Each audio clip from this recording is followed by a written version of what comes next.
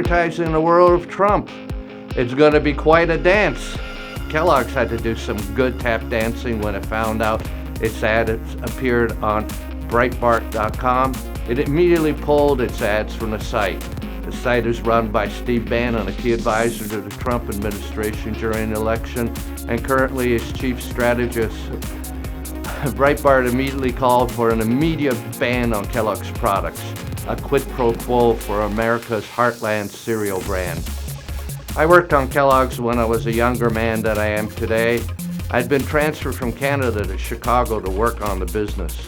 My memories were about meetings with the clients in a factory in Battle Creek before they moved downtown. On my early morning jogs through town, I was pretty much surprised by how run down the city was. There was no Winthrop city on the hill. Maybe a new Walmart had opened just outside of town.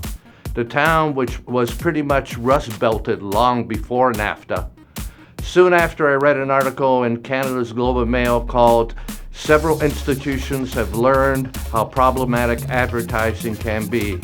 Companies like the Toronto Blue Jays, the Bank of Nova Scotia, Porter Airlines, and the Stratford Festival had all ads that appeared on Breitbart as well.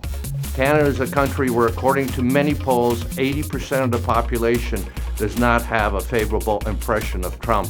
But then again, Canada is a country used to being a mouse sleeping next to an elephant. On Boxing Day, I read an article in the New York Times called "Advertising's Moral Struggle. Is Online Reach Worth the Hurt?" Morals and advertising are unusual partners that often don't align. After all, much of advertising is focused on telling you that if you buy a certain product, your life will improve and that you will be popular, etc., etc., etc. I remember working on Domino's Pizza when I was in my 30s. There was no programmatic media buying then. There were fact-based selections based and monitored by smart people. We ran some networking spots that reached our target. It was a progressive show that would be innocent today. But then again, in the 70s, NBC was concerned that Mary Tyler Moore wore pants. Less than a generation ago. And the first Catholic president was elected in the 60s. Another hurdle to climb. The client had a major panic, which I don't blame.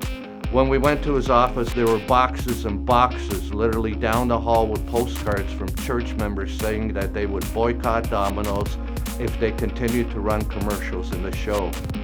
It is hard to have courage when franchisees are calling you every minute. The problem also got some national press to some restful sleeps for me. So what does that mean today in the truth of Trump? I still embrace targeting and demographics. 1/3 of the voters in the past election had a college degree. They had the power to elect a president. Programmatic media buying to them doesn't mean a lot.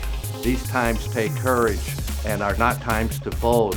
My experience from those Domino's days taught me that a bully is a bully and it doesn't impact what cereal or pizza I eat. I like to dance, but I'm not a puppet.